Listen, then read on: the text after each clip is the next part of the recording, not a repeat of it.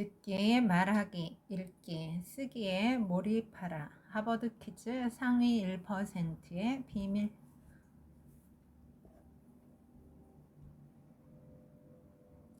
하버드 퀴즈 부모들의 절대 원칙 6가지.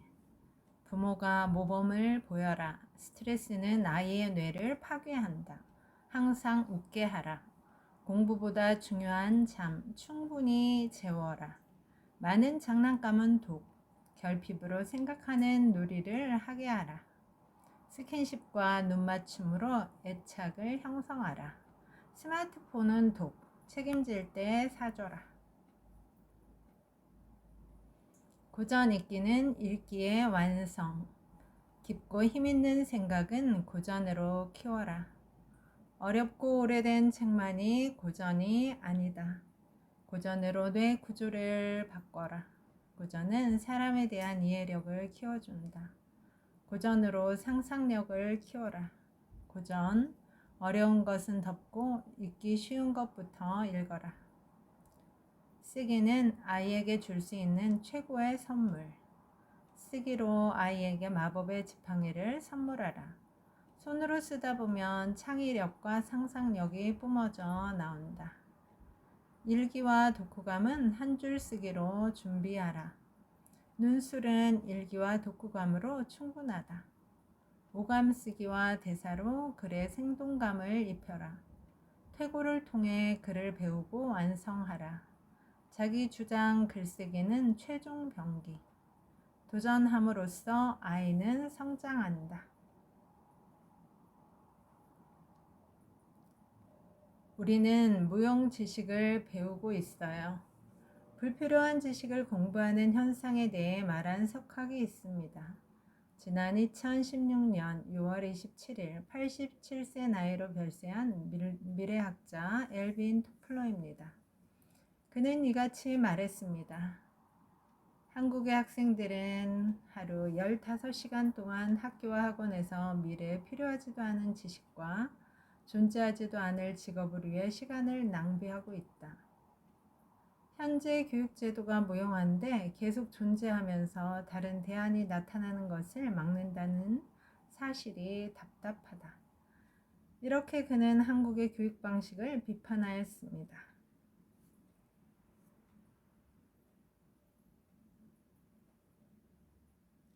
포트란이란 1954년 IBM 704 컴퓨터에서 과학적 계산에 사용할 목적으로 만들어진 컴퓨터 프로그램 언어였습니다. 영화에서처럼 새로운 기술이었습니다. 과학적 계산이란 우주항공, 유체 및 구조 해석, 동력학 계산, 인공위성, 군사 과학, 자동차 선박 설계 등으로 이때는 포트란이란 언어를 모르면 예시와 같은 업무를 처리할 수 없었습니다. 그녀는 동료들에게 컴퓨터가 설치되어 작동하기 전까지 프로그램을 배워야 한다고 합니다. 동료들은 고개를 끄덕입니다. 마지막으로 말합니다. 쫓겨나고 싶다면 안 해도 됩니다. 동료들이 대답합니다. 아니에요. 결국 그녀와 동료들은 공부하여 계산원에서 전산원으로 승진합니다. 새로운 일에 대한 기대와 해고라는 두려움을 떨친 그녀들의 기쁜 마음을 느낄 수 있었습니다. 여기서 두 번째 교훈이 나옵니다. 교훈은 간단합니다. 시대의 변화에 맞춰 스스로 지속해서 공부하라. 그렇지 않으면 낙오가 된다. 공부보다 중요한 잠, 충분히 재워라. 잠이 아이들에게 주는 3가지 효과. 취학하기 전에 아이는 노는 시간 아니면 무조건 자야 합니다. 취학 후에 학생이라도 공부 시간과 노는 시간 아니면 무조건 자야 합니다. 취학 전과 취학 후에 달라진 거라면 공부 시간이 추가된 것밖에 없습니다. 필자가 이렇게 잠의 중요성에 대해 말하는 이유는 영아, 유아, 성장기 아이들에게는 잠이 공부보다 중요하기 때문입니다. 어느 무엇과도 양보할 수 없습니다. 아이에게 왜 잠이 중요할까요? 잠은 3가지 효과가 있습니다. 첫째, 키 성장이 빨라집니다. 둘째, 아이들의 뇌 발달에 영향을 끼칩니다. 셋째, 정서적 안정을 꾀합니다.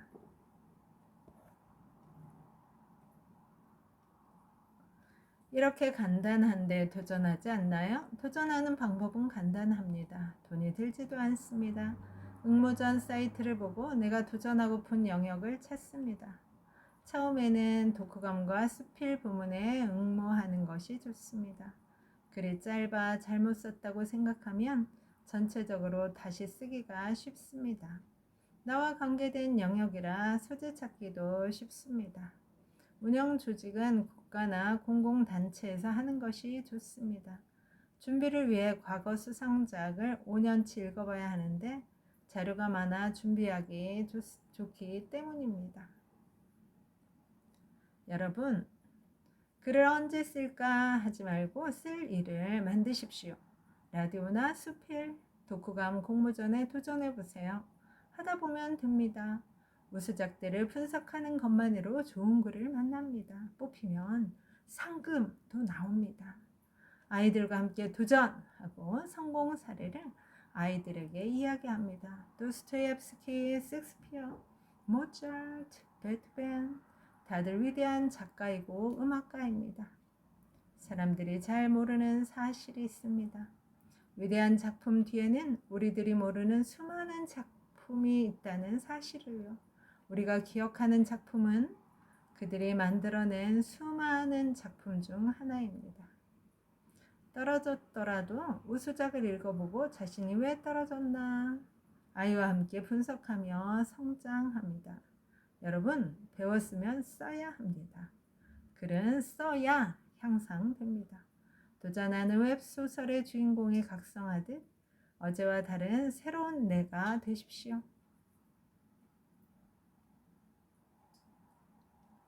처음에는 일기로 시작했습니다. 하루라도 일기를 안 쓰면 마음이 안정되지 않았습니다. 그러다가 문득 책을 써야겠다는 생각이 들었습니다. 내가 무슨 책을 써? 하며 나를 깎아내리는 마음도 있었지만 쓰지 않으면 마음이 흔들렸습니다. 일단 쓰기 시작했습니다. 하루에 1장, 2장씩 써온 것이 한 권의 책이 되었습니다. 글을 쓰다 보니 알게 되었습니다. 글은 마음의 상처를 씻어준다는 것을요. 글을 쓰는 동안에는 모든 것이 잊힌다는 사실을요. 힘든 시기 만약 나에게 글쓰기가 없었더라면 어떻게 했을까 하는 다행스러운 마음도 듭니다. 우리는 글쓰기로 하나의 호미를 갖게 되었습니다. 마음을 곱게 펴는 호미입니다. 쉼없이 달려온 우리에게 글쓰기는 휴식을 줍니다. 처음에는 쓰기 힘들었지만 완성된 후에 글을 보면 가슴이 뿌듯합니다. 사람에게 다친 여러분과 아이들의 마음을 곱게 펴줄 것은 작은 글쓰기부터입니다. 아이에게 마음을 펴는 작은 호미를 곱게 꾸며 가슴에 심어 주십시오. 아이와 나를 위한 글쓰기 여행 안내서 한 줄 쓰기, 동화책의 내용 정리, 인상적인 장면 묘사, 등장인물의 마음 등을 짧게 말하게 하세요. 아이의 대답을 이끌어내요.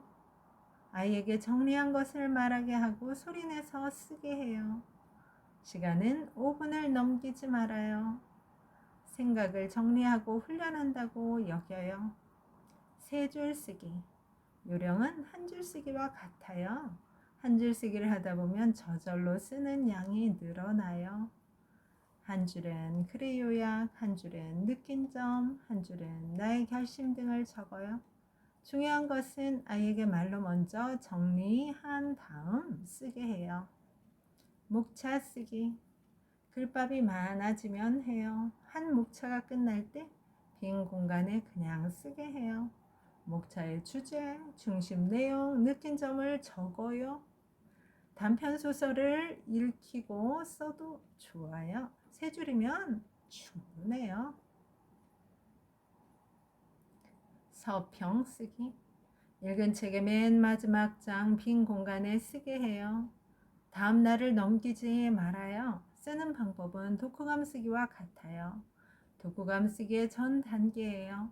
독후감보다는 자유로운 방식으로 쓰게 해요. 5줄 이상을 쓰게 해요. 어려워하면 3줄로 줄여줘요. 독후감처럼 쓰는 법을 처음에는 가르쳐 줘야 해요. 독후감 서평 쓰기의 연장이에요. 서평에서 새롭게 알게 된 내용과 깨달은 점, 책에 대한 내 생각을 여러 개 넣으면 독후감이 돼요. 일기. 일상의 한 부분 쓸거리를 찾는 연습을 해요. 쓸 게 없으면 수업받은 내용을 쓰게 해요. 독서 논술. 책은 책에 나를 투영해요. 글쓰기 최고의 경지예요. 스스로 질문하고 답을 달아요. 빈 공간에 쓰게 해요. 연필로만 쓰게 해요. 틀린 부분은 지우개로 지우지 말아요. 그냥 선을 긋고 옆에다 쓰게 해요. 글의 내용이 중요하므로 보기 안 좋아도 상관없어요. 쓰고 난 후에는 반드시 퇴고를 하게 해요. 퇴고는 부모가 가르쳐 주세요. 이때 한 군데만 지적하여 가르쳐 주세요. 여러 가지를 한 번에 가르쳐 줄 수 없으니 한 줄에 한 번 하나씩만 가르쳐 주면 돼요. 고칠 게 없으면 오감 쓰기로 하나를 바꿔보라고 하고 바뀐 부분만 다시 읽게 해요. 일주일에 한두 번 쓰게 해요. 퇴고 후에는 반드시 아이가 소리내어 읽게 하여 바뀐 문장의 맛을 알게 해요. 아이가 어려워하거나 힘들어하면 한 줄 쓰기로 다시 연습해요. 반드시 날짜와 이름을 적게 해요. 반드시 디지털로 남겨놓아요. 변화된 글 실력을 보면서 아이는 자신감을 갖게 되니까요. 여러분, 오늘도 좋은 날입니다. 오늘 하루 잘 살아내느라 수고 많았습니다. 힘내세요. 다음에 또 만나요. 감사합니다.